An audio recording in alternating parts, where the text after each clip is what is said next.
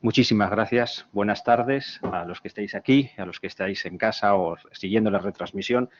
Y, obviamente, en primer lugar, mis palabras tienen que ser también de recuerdo al profesor Carmelo Lozano.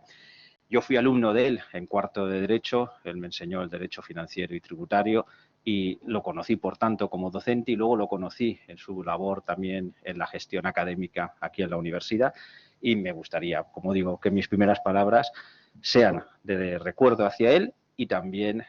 manifestar mi orgullo de poder participar hoy, a pesar de que la fecha sea la que es, en este acto y en esta presentación, en este conversatorio con vosotros sobre la persecución y la respuesta procesal a los delitos contra la comunidad internacional. Muchas gracias a todos los que estáis. Como digo, Jesús, gracias por tus palabras de presentación y Marieta, gracias por acompañarme haciendo este tándem, este equipo, en el ámbito de combinación en la ciencia y en la investigación, puesto que evidentemente el tema que voy a tratar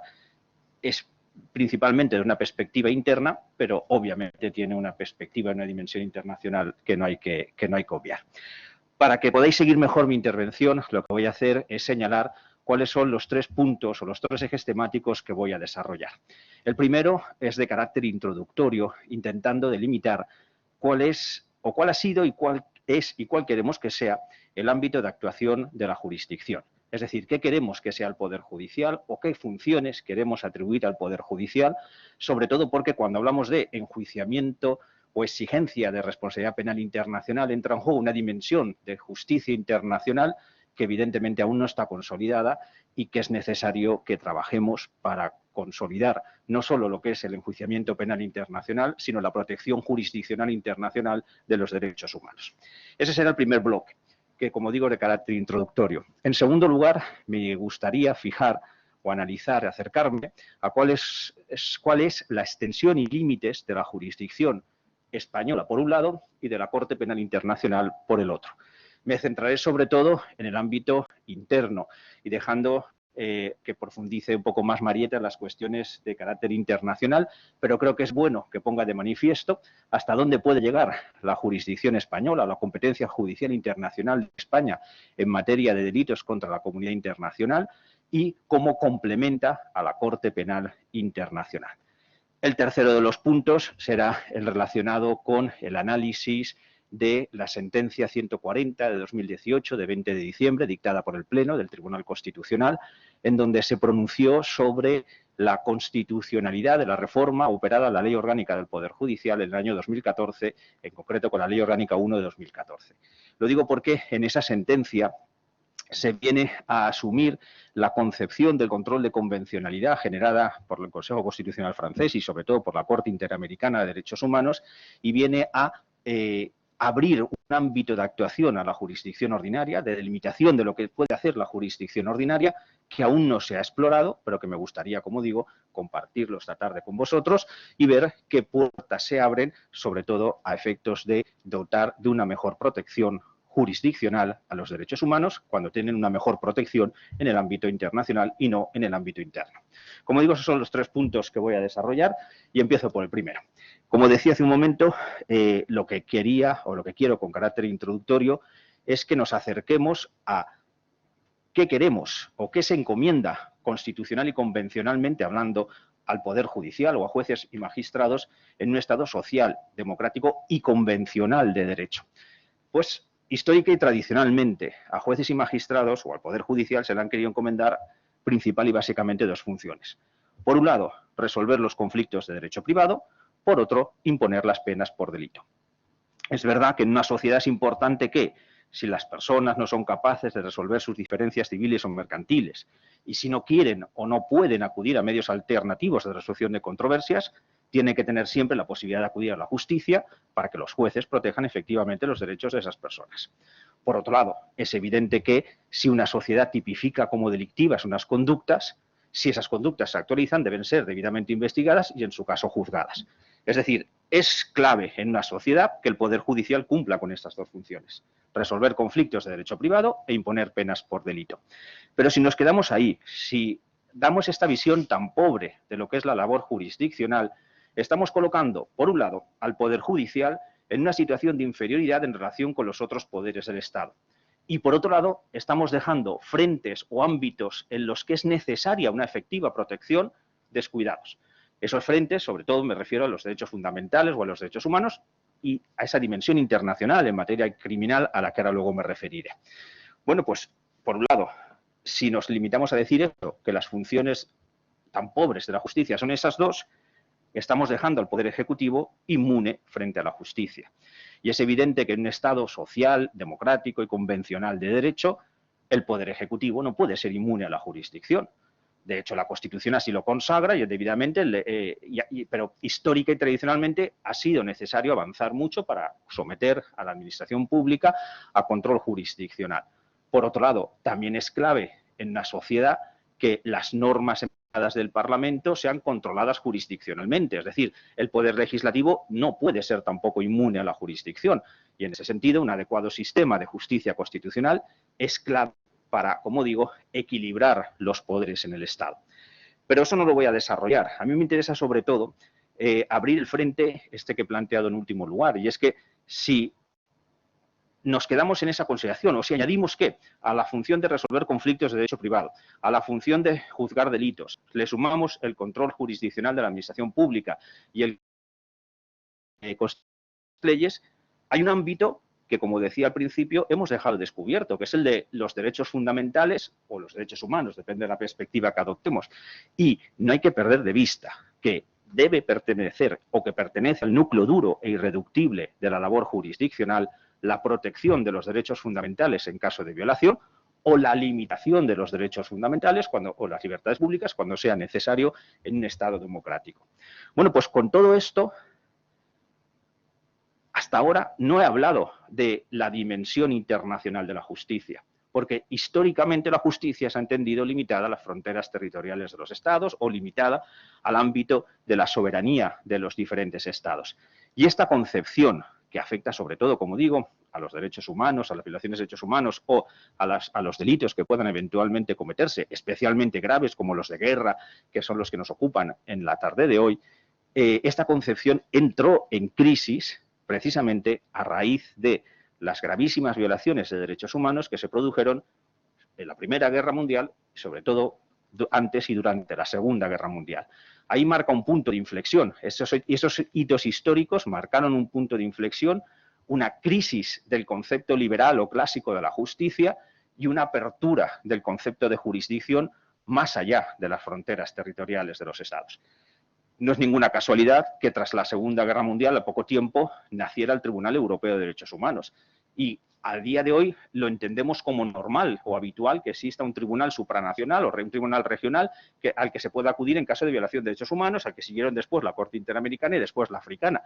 Pero es un paso de gigante importante en lo que es la concepción convencional de lo que es el Poder Judicial, el nacimiento de este tipo de tribunales. Aún así, siempre va a haber tensiones, porque evidentemente los choques entre los estados, las soberanías estatales y los órganos jurisdiccionales regionales o supranacionales existen y es necesario contribuir, como digo, a una mayor efectividad en la tutela que prestan este tipo de órganos jurisdiccionales, porque hay veces que los estados no protegen adecuadamente los derechos humanos y es bueno que existan esos tribunales que los protejan y a los que se pueda acudir en caso de violación. Pero la dimensión penal, que es la que nos ocupa hoy, en esa dimensión relacionada con los delitos de los que hablaba antes, hay determinadas conductas delictivas que comprometen gravemente la paz y el orden internacional. Hay conductas delictivas que, además de lesionar bienes jurídicos e internacionales, lo podemos decir así, le suponen violaciones masivas de derechos humanos. Y si seguimos aplicando el concepto clásico de justicia limitada a las fronteras territoriales de los Estados, nos podemos encontrar con que el principio de territorialidad, que es el principio clásico y ordinario en materia criminal,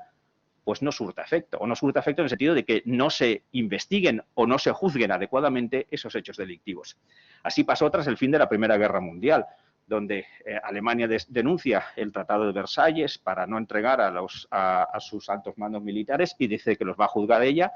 y no se juzgaron de una manera adecuada. Y luego, a lo largo de la historia, y no lo voy a desarrollar porque es de sobra conocido, cómo para evitar esas situaciones se ha optado por la creación de tribunales penales internacionales ad hoc, como el de Nuremberg, los tribunales en Tokio, o los de la antigua Yugoslavia, o los de Ruanda, que es evidente que fueron una respuesta a unas conductas especialmente graves, pero que, por ejemplo, desde un punto de vista procesal, obviamente no se garantizaron las exigencias de predeterminación o de imparcialidad de los órganos jurisdiccionales, en la medida, por ejemplo, que los jueces de Nuremberg fueron designados por las potencias vencedoras, de igual manera que los fiscales que llevaron a cabo la investigación y el enjuiciamiento. Ahí está el germen del nacimiento de la Corte Penal Internacional, es decir, la necesidad de crear un tribunal permanente que preexista a los hechos que va a juzgar y que pueda conocer de estos hechos especialmente graves a los que me refiero, o que a los que ahora luego me referiré, pero crímenes de guerra sobre todo, delitos de lesa humanidad, crímenes de genocidio y también los crímenes de agresión. Como veis, por tanto, de partir de esa concepción tan reducida de lo que es el poder judicial o de lo que es el papel de los jueces y magistrados en nuestras sociedades, hemos avanzado, pero aún existen resistencias, existen dificultades, sobre todo en esa dimensión internacional o convencional, porque las reivindicaciones de soberanías estatales y, sobre todo, el juego de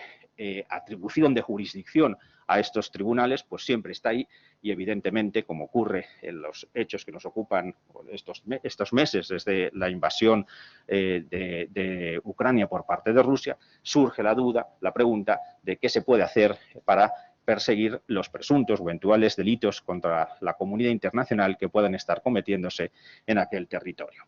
Bueno, pues cierro así el primero de los ejes temáticos, aportando, como os decía, esa dimensión. Es decir, creo que es necesario que abramos el horizonte de lo que es la labor jurisdiccional, que tengamos presente esa especial labor de protección de los derechos humanos, teniendo en cuenta que se pueden proteger por tribunales internacionales o regionales, no solo el Tribunal Europeo de Derechos Humanos, sino también la Corte Penal Internacional. Obviamente es un tribunal que, juzgando estas conductas delictivas, evita que se puedan realizar, tiene una finalidad también preventiva y protege los derechos humanos, aunque su finalidad principal, obviamente, como digo, no es esa. Con esto, el segundo de los ejes temáticos que quería analizar era el relacionado con la extensión y límites de la jurisdicción española en materia criminal y la extensión y límites de la Corte Penal Internacional. ¿Hasta dónde llega una jurisdicción en relación con estos delitos que nos ocupan y hasta dónde llega la otra? Teniendo en cuenta que tanto la jurisdicción española, mejor dicho, que la jurisdicción española es complementaria de la Corte Penal Internacional. No son jurisdicciones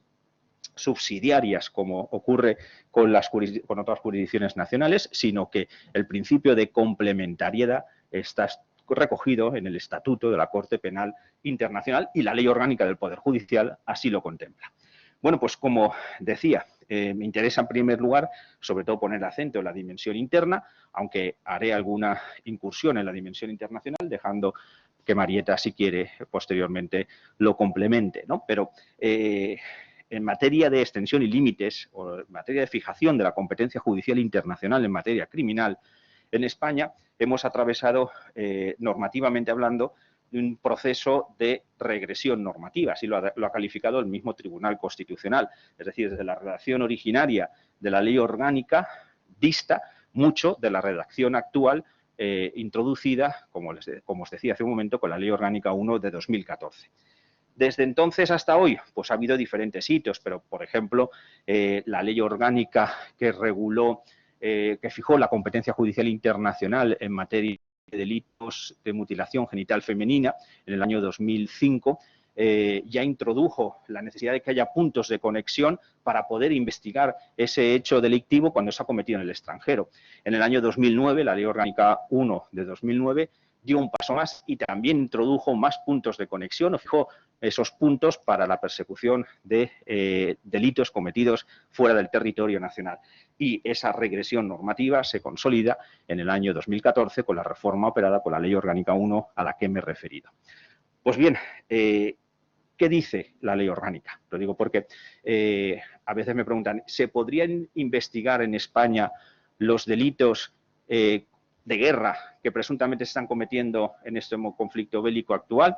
o cualquier otro delito de guerra o crimen contra la humanidad. Bueno, pues la clave está, como os decía, en acudir al artículo 23 de la Ley Orgánica del Poder Judicial, que, si me permitís, lo sistematizo, simplificándolo mucho, pero creo que es bueno tener sobre la mesa las diferentes situaciones que contempla, con una visión, como digo, muy simplificadora. El apartado primero del artículo 23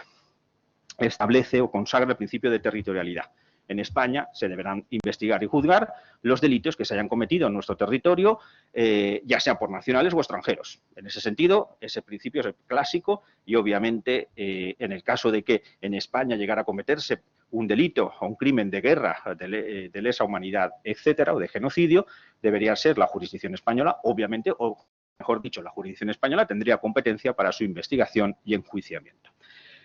Los apartados 2 y 3 de este artículo no hacen referencia explícita a estos delitos que nos ocupan hoy. El apartado 2 menciona que en España se podrán investigar y juzgar, o regula, mejor dicho, que en España se podrán juzgar los delitos cometidos en el extranjero por españoles o extranjeros que hayan adquirido después la nacionalidad, cuando esa conducta también esté tipificada como delictiva en el extranjero y no hayan sido juzgados o no está causa pendiente en el extranjero. El apartado tercero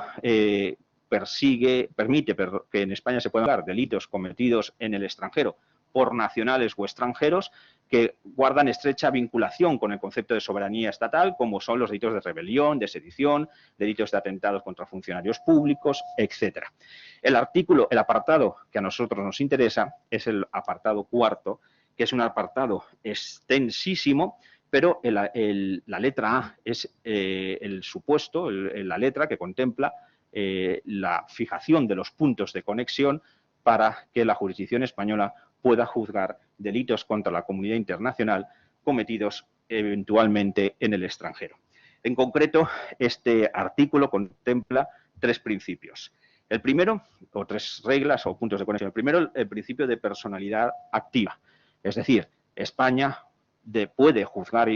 los delitos cometidos en el extranjero, cuando hablamos de estos, de crímenes contra la comunidad internacional, si el responsable del mismo es español. Es decir, se atiende a la nacionalidad del responsable, ya sea cualquier tipo de participación delictiva, si el responsable fuera español, se podría llevar a cabo esa investigación y enjuiciamiento. En segundo lugar, se atiende al principio de permanencia, es decir, si digo en segundo lugar, no hay una prelación, lo estoy citando, pero a efectos expositivos, no hay una prelación entre los principios o entre las reglas. Es el de la permanencia, como digo, que también permite que se puedan juzgar a extranjeros que hayan cometido presuntamente esos delitos, que residan habitualmente en España. Y además, en tercer lugar, se hace referencia a la situación en la que podría encontrarse procesalmente hablando de extranjeros que se encontraran en España tras haberse denegado por nuestro país la extradición a un tercer país para ser juzgados por esos delitos, y en ese caso España debería llevar a cabo o podría llevar a cabo el enjuiciamiento.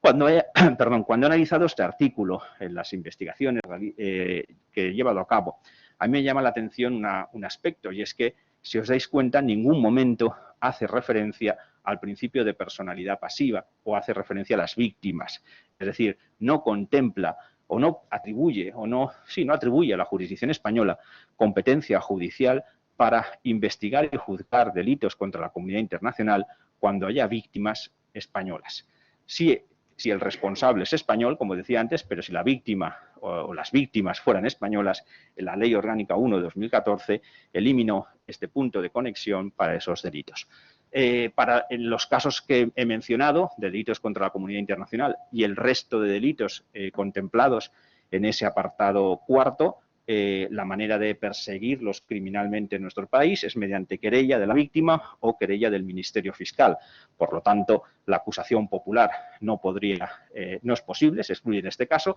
o no sería posible una eventual iniciación de oficio por parte de los juzgados centrales de instrucción. Se reduce la posibilidad, como digo, para todos los delitos cometidos en el extranjero en relación con los delitos cometidos en territorio nacional. Y por último, para cerrar esta cuestión relacionada con la extensión y límites de la jurisdicción española, ese artículo viene a señalar o regula de manera muy detallada la manifestación esa de la complementariedad de la que hablaba antes con la Corte Penal Internacional y la subsidiariedad con las jurisdicciones nacionales que pudieran ser competentes también para perseguir esos delitos. En concreto,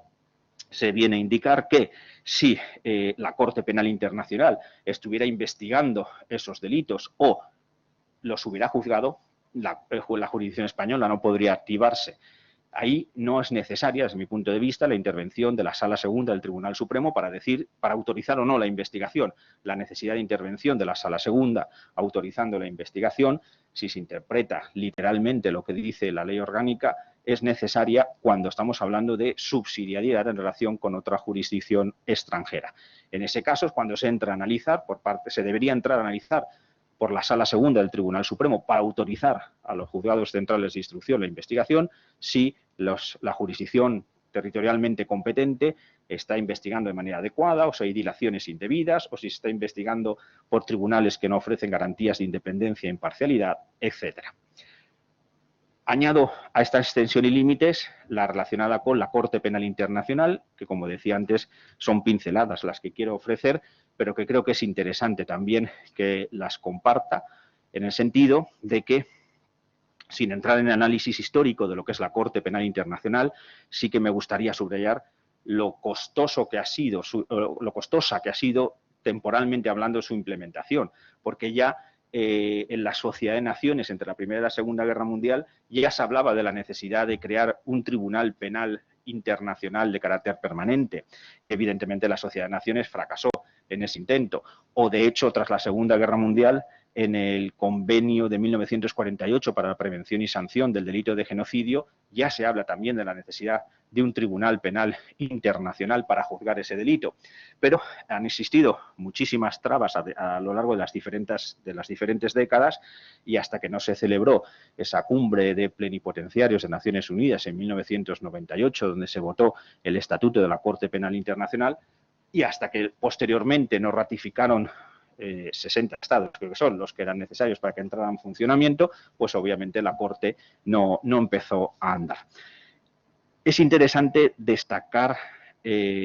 una cuestión, bueno, varias cuestiones. La primera, la Corte Penal Internacional, como se indica en el artículo 1 del Estatuto, es un órgano para enjuiciar personas.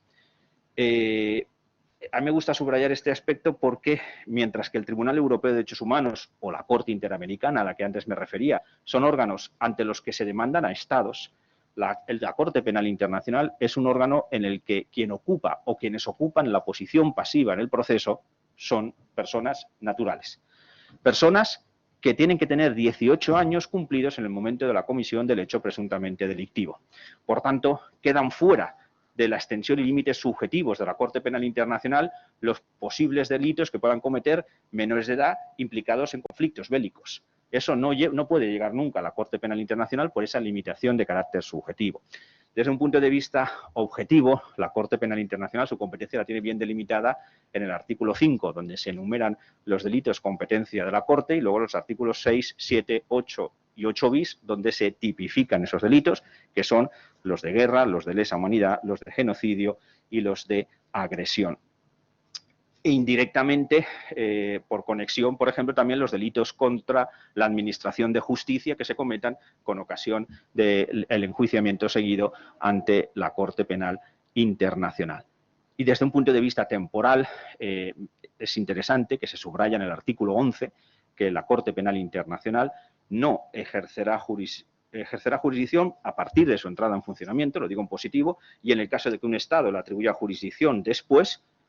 para ese Estado ejercerá jurisdicción a partir de ese momento. Se trata de garantizar, como decía antes, las exigencias de predeterminación que no se respetaron con otros tribunales penales internacionales a los que me he referido anteriormente.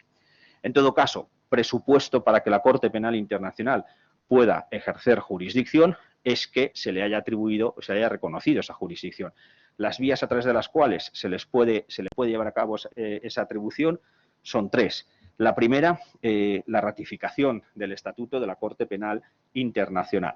España ratificó, u otros países, obviamente, creo que son 123 a día de hoy los que lo han ratificado, pero ni Rusia ni Ucrania lo han hecho. Rusia firmó inicialmente el Tratado de Roma, el Estatuto de la Corte Penal Internacional, pero retiró la firma cuando la Fiscalía de la Corte Penal Internacional emitió su informe sobre la invasión de Ucrania, la invasión de la península de Crimea, indicando que era un acto de agresión, un conflicto ya internacional, o un acto de ocupación fue la palabra que se utilizó. Ucrania tampoco ha ratificado el Estatuto de la Corte Penal Internacional. Es decir, a mí, a la vista de la situación que estamos viendo, la primera pregunta que me he formulado es esa: ¿por qué Rusia no está dentro y por qué Ucrania no está dentro? Y Rusia lo acabo de señalar, pero Ucrania no ratificó o no ha ratificado inicialmente el Estatuto de la Corte Penal Internacional porque tenía, según su Tribunal Constitucional, una traba de carácter constitucional, un artículo, el 124 de la Constitución ucraniana, que viene a establecer, no lo dice así, pero para que me podáis entender, una especie de principio de exclusividad en el ejercicio de la jurisdicción por parte de los tribunales ucranianos. De manera que la Corte Constitucional de ese país entendió que no se podía atribuir jurisdicción a la Corte Penal Internacional por ese principio de atribución exclusiva a la jurisdicción de Ucrania. Ahora bien, sí que la Constitución, por ejemplo, el artículo 53, creo que es de Ucrania, sí que permite la atribución a tribunales en materia de protección de derechos humanos. Por lo tanto, también podría haberse interpretado, desde mi punto de vista, que en la medida en que la Corte Penal Internacional es verdad que juzga delitos, pero indirectamente también protege derechos humanos, pues podría haberse hecho una interpretación más extensiva de esa concepción. De todas maneras, a pesar de la sentencia del Tribunal Constitucional, en 2019 Ucrania reformó ese artículo constitucional, pero no se ha ratificado el estatuto. Es decir, ya no existe la traba constitucional, pero no se ha querido, no se ha podido, no ignoro las razones, pero como digo, no, por esta primera vía de atribución de jurisdicción, ni por un lado ni por otro, se ha atribuido dicha jurisdicción a la Corte Penal Internacional. La otra vía es la que permite ampliar la jurisdicción de la Corte Penal Internacional, atribuyéndole una jurisdicción universal por decisión del Consejo de Seguridad de Naciones Unidas. Es decir, el mismo estatuto permite que el Consejo de Seguridad de Naciones Unidas pueda comunicar hechos a la Corte, a la Fiscalía y, por tanto, a la Corte, para que se puedan juzgar hechos cometidos por nacionales que no hayan ratificado, de estados que no han ratificado el estatuto y que por esta vía, como digo, podría ampliarse el ámbito de actuación de la jurisdicción de la Corte Penal Internacional. Ahora bien, no olvidemos que si la Corte Penal Internacional no es un órgano de Naciones Unidas, sí que guarda estrecha relación con Naciones Unidas. El artículo 2 del Estatuto así lo pone de manifiesto y, de hecho, en el Consejo de Seguridad de Naciones Unidas hay 5 estados que son miembros permanentes que tienen derecho a veto, de los cuales 3 de ellos no han ratificado el Estatuto de la Corte Penal Internacional, como es el caso de Estados Unidos de Norteamérica, Rusia y China. La tercera vía es al amparo del artículo 12, apartado tercero del Estatuto, que permite que un Estado que no es parte haga una atribución de jurisdicción a la Corte, no recuerdo bien la palabra que utiliza, pero que se haga una atribución específica para determinadas situaciones y precisamente Ucrania sí que ha hecho uso de esta posibilidad en 2 ocasiones. La primera en relación con la matanza o los delitos o las muertes que ocurrieron en la Plaza de la Independencia de Kiev, atribución que se hace acotada temporalmente en 4 meses aproximadamente, para los hechos acontecidos en 4 meses, pero luego tras la invasión de la península de Crimea hizo otra atribución sine die a la Corte Penal Internacional, que ha ampliado también a la región del Donbass, pero que yo no soy internacionalista, pero yo creo que, sin perjuicio de que se pueda llevar a cabo una investigación preliminar, esta atribución ad hoc en esos términos es un fraude de lo que establece el Estatuto de la Corte Penal Internacional, porque es un estatuto en el que no se admiten reservas, es un tratado en el que no se admiten reservas, salvo el 124, que no es exactamente una reserva, y hacer por esta vía una selección de una zona de un país y sine die para que pueda ser investigado y juzgado por la Corte Penal Internacional. Insisto, no soy internacionalista, pero a mí me chirría, porque entonces, ¿qué diferencias hay entre ratificar el estatuto y hacer esa atribución selectiva cuando el mismo estatuto no permite reservas, salvo la de que por 7 años puedas demorar la investigación de crímenes de guerra? Lo dice muy claramente el artículo 124 del Estatuto de la Corte Penal Internacional. De todas maneras, como la Fiscalía está investigando a la vista de las denuncias presentadas por los Estados y la Sala de Cuestiones Preliminares aún no ha intervenido, pues no sabemos lo que dirá la jurisdicción, pero, como digo, la Fiscalía está llevando a cabo esa investigación preliminar. Tercera y última consideración, tercer punto que quería desarrollar, es el horizonte que nos abre la sentencia 140 de 2018, que yo creo que ni siquiera el Tribunal Constitucional era consciente de la puerta que se estaba abriendo, y me explico. La sentencia 140 de 2018, de 20 de diciembre, dictada por el Pleno del Tribunal Constitucional, es la primera sentencia en la que se aborda con carácter más completo el denominado control de convencionalidad en España. Había habido una primera sentencia en 2015 en donde ya se empezaba a hablar de esta cuestión, pero no hay un tratamiento sistemático, no hay, en profundidad en esa sentencia, donde se planteaba en 2015 una cuestión en materia energética, una demanda de inconstitucionalidad presentada por la región de Murcia contra la regulación del Estado en materia de energía, que se entendía que contradecía los tratados internacionales, los tratados de la Unión en materia de energía, y ahí hay unos votos concurrentes en la sentencia a la que me refería, en la que se reclama al Tribunal Constitucional que aborde de manera sistemática los aspectos relacionados con cómo se garantiza el respeto a los tratados por parte de las leyes internas. Esta cuestión se le vuelve a plantear al Tribunal Constitucional con ocasión de la demanda de inconstitucionalidad presentada contra la Ley Orgánica 1 de 2014, en donde, sin entrar en el resto de argumentos, uno de los argumentos que utilizaban los recurrentes o los demandantes de inconstitucionalidad era que la Ley Orgánica, con la reforma operada, no estaba respetando los tratados internacionales en materia de crímenes contra la comunidad internacional a la hora de reducir tanto el ámbito de la jurisdicción española. Y el Tribunal Constitucional resuelve esa cuestión diciendo que a él, como Tribunal Constitucional, no le incumbe entrar a analizar si una ley ordinaria, o una ley interna, mejor dicho, respeta los tratados internacionales, que eso le incumbe a la jurisdicción ordinaria. Es decir, que en el control concentrado de constitucionalidad no entra el control de convencionalidad, que en definitiva viene a establecer que exista un sistema difuso de control de convencionalidad. Y es más, se fundamenta en sentencias de la Corte Interamericana de Derechos Humanos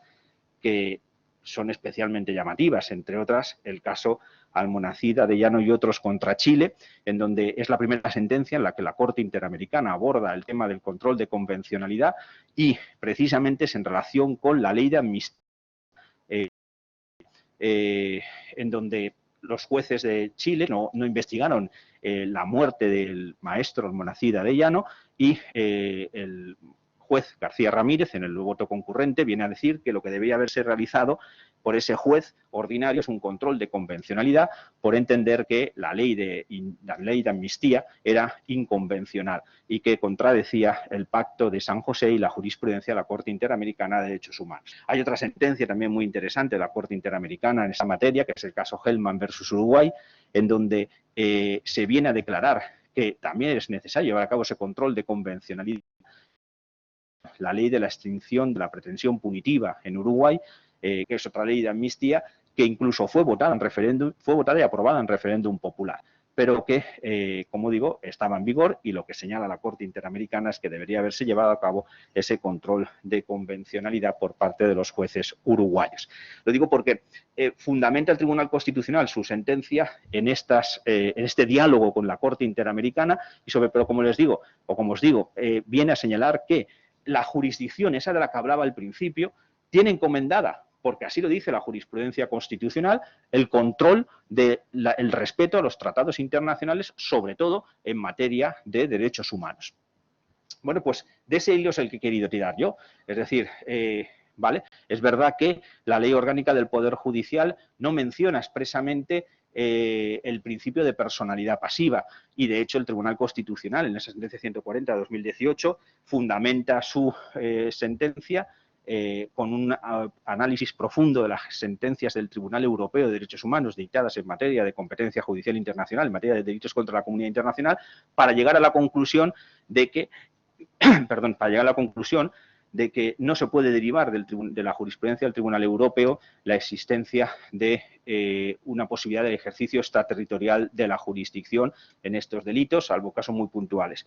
Pero esas sentencias están manipuladas, o el análisis de esas sentencias están manipuladas. Si se tira del hilo y se lee y se estudian a fondo las sentencias del Tribunal Europeo que cita el Tribunal Constitucional en su sentencia 140/2018 y se complementa con otras más, se puede detectar que lo que dice el Tribunal Europeo en relación con el principio de territorialidad y de soberanía es para el ejercicio de las acciones civiles derivadas de los delitos contra la comunidad internacional, no en relación con las acciones penales. Y en relación con las acciones penales, claramente se viene a señalar que, de acuerdo con el artículo 1 del Convenio de Roma de 1950, los Estados que son parte de dicho convenio tienen la obligación de proteger los derechos humanos de las personas que están bajo su jurisdicción. Y se entiende que están bajo su jurisdicción los nacionales cuando son víctimas de delitos contra la comunidad internacional cometidos en el extranjero. Es decir, España, con la Ley Orgánica del Poder Judicial en la mano a día de hoy, está renunciando a proteger adecuadamente los derechos humanos de las víctimas nacionales cuando son víctimas de delitos de guerra contra la comunidad internacional, etcétera,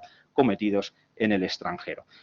¿Se puede esto llevar a un eventual control de convencionalidad? Pues eso ya no me incumbe a mí como investigador. Yo entiendo que podría llevarse a cabo. Es verdad que el miedo que puede surgir, y de hecho en muchas sentencias o autos de la Audiencia Nacional, de los juzgados centrales de instrucción, se viene a decir que ellos no son legisladores, pero en realidad ejercer control de convencionalidad no es convertirse en legislador. Ejercer control de convencionalidad es resolver un concurso normativo. Es decir, un mismo hecho se puede resolver aplicando dos normas distintas. Pues aplicamos la norma más favorecedora de los derechos humanos. Y en ese sentido es verdad que ofrece ciertos riesgos, porque estamos hablando de un control difuso de convencionalidad, pero en la medida en que cuando hablamos de delitos contra la comunidad internacional, siempre hay una intervención de la Sala Segunda del Tribunal Supremo, siempre no, hay en determinados casos intervención de la Sala Segunda del Tribunal Supremo. En esos casos, evidentemente, quedaría centralizado el eventual ejercicio del control de convencionalidad.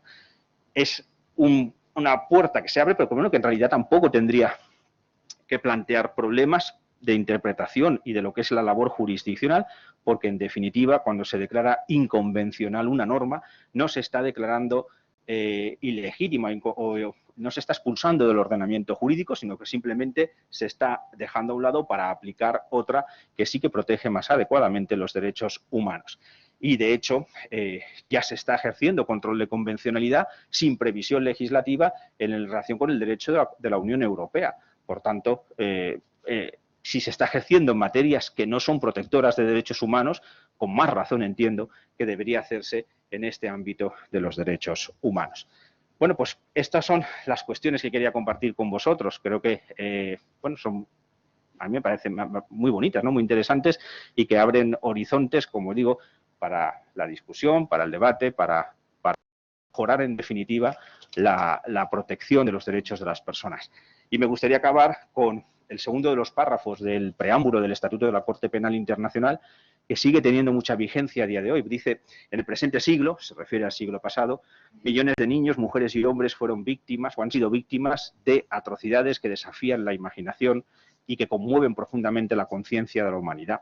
Bueno, pues tenemos que ofrecer desde la universidad, y es mi ilusión y mi propósito, instrumentos para mejorar la protección de los derechos humanos y para que estos crímenes que conmueven profundamente la conciencia de la humanidad puedan ser debidamente perseguidos y evitemos la impunidad de los mismos.